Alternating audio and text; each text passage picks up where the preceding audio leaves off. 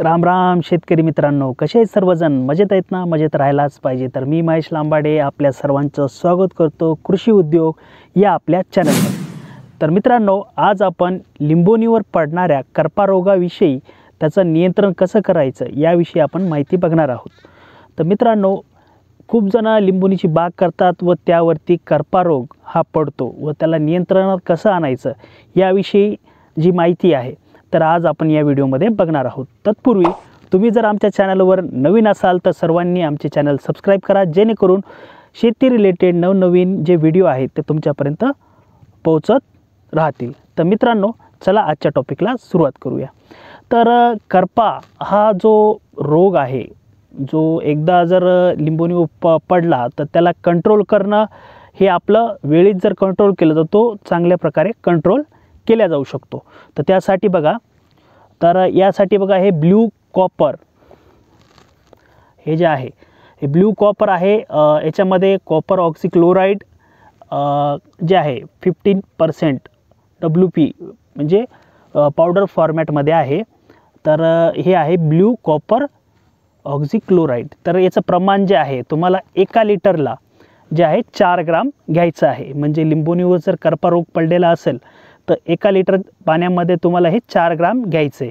जर रोग पडलेला नसेल तर तुम्ही 2 ग्राम पण घेऊ शकता, बट चांगल्या रिझल्टसाठी तुम्हाला याचं प्रमाण जे आहे 4 ग्राम घ्यावं लागेल. तर हे आपण याची काय आपल्याला फवारणी करावी लागते. तर ही फवारणी बघा आपल्याला कधी करावी लागते की मेमध्ये आपल्याला याची फवारणी करायची, जेणेकरून जे फवारणी केल्यानंतर त्यावरती काय पाऊस वगैरे काही पडून जे आहे जे फवारणी केलेले आहे ते धुवून जाणार नाही. कारण हे जेव्हा आपण फवारतो ना, हे पानावर हे पानं त्याला शोषून घेतात व जे काही करपा रोग जे आपल्या झाडावर पडलेला आहे तो नाहीसा होतो. आणि एक पावसाळा झाल्यानंतर पण तुम्ही याची फवारणी घेऊ शकता. तर आहे हे बघा ब्ल्यू कॉपर, याच्यामध्ये कंटेंट आहे कॉपर ऑक्सीक्लोराइड आहे 15%. तर यामध्ये तुम्ही जे आहे आणखीन एक औषध मिक्स करू शकता.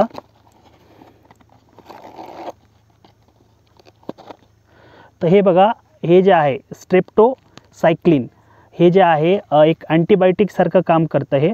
तर याचं प्रमाण जे आहे तुम्हाला 1 ग्राम प्रति 10 लिटर पाण्यामध्ये तुम्ही हे मिक्स करू शकता. म्हणजे तुम्हाला करपा रोग जर कंट्रोल करायचा असेल तर हे कॉपर ऑक्सीक्लोराइड 15%, त्यानंतर हे स्ट्रेप्टोसायक्लिन हे दोन्हीचे मिश्रण तुम्ही करून हे जे आहे तुमच्या लिंबोणीची बाग असू द्या किंवा इतर जे काही फळझाड आहेत त्यावरती तुम्ही फवारू शकता व यावरती जो पडणारा जो करपा रोग आहे तो चांगल्या प्रकारे तुम्ही हे कंट्रोल करू शकता. तर याचं प्रमाण बघा, कॉपर ऑक्सीक्लोराइडचं प्रमाण 4 ग्राम प्रति लिटर आणि स्ट्रेप्टोसायक्लिन याचं जे प्रमाण आहे 1 ग्राम प्रति 10 लिटर, हे दोन्ही तुम्हाला मिक्स करायचं आहे. आणि याची फवारणी तुम्हाला जे आहे जे तुमचं लिंबोणीची बाग असू द्या किंवा इतर कोणतीही फळबाग असू द्या ज्यावरती करपा रोग पडलेला आहे तर तुम्हाला याची फवारणी करायची आहे.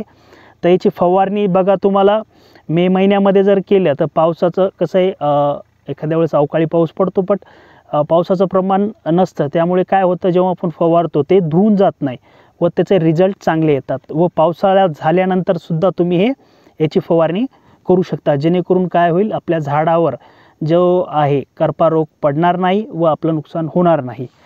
तर चला तर मित्रांनो, बघूया आपण एका लिंबोणीच्या झाडावर करपा रोगचा अटॅक झालेला आहे. तर ते झाड कशा प्रकारे दिसतं, त्याचे पानं कशा प्रकारे दिसतात हे तुम्हाला मी दाखवतो. तर शेतकरी मित्रांनो, तुम्ही इथं बघू शकता ह्या लिंबोणीच्या झाडावर बघा एक करपा रोग पडलेला आहे. तर याचे पानं बघा कसे झालेले आहेत, असे पूर्ण आकसून गेलेले आहेत. तर हा जो रोग तुम्हाला जर कंट्रोल आणायचा असेल तर तुम्हाला यावरती कॉपर ऑक्सीक्लोराइड अँड स्ट्रेप्टोसायक्लिन याची फवारणी तुम्हाला घ्यावी लागेल. तर याची फवारणी घेतल्यानंतर हा जो रोग आहे पूर्ण कंट्रोलमध्ये येतो. जर फवारणी जर नाही घेतली तर हे पूर्ण जे आहे रोग आपल्या जे काही फळ येणार आहेत त्यालासुद्धा हे अटॅक करतं. अशा प्रकारे तुम्ही जो लिंबोणीवर मुख्य जो पडणारा रोग आहे करपा रोग यावरती कंट्रोल करू शकता. आय होप तुम्हाला ही माहिती आवडली असेल. तुम्हाला जर माहिती आवडली तर तुम्ही आमच्या चॅनलला लाईक, सबस्क्राईब आणि शेअर करू शकता. तर भेटूया शेतकरी मित्रांनो नवीन व्हिडिओमध्ये नवीन माहितीसोबत. तोपर्यंत धन्यवाद.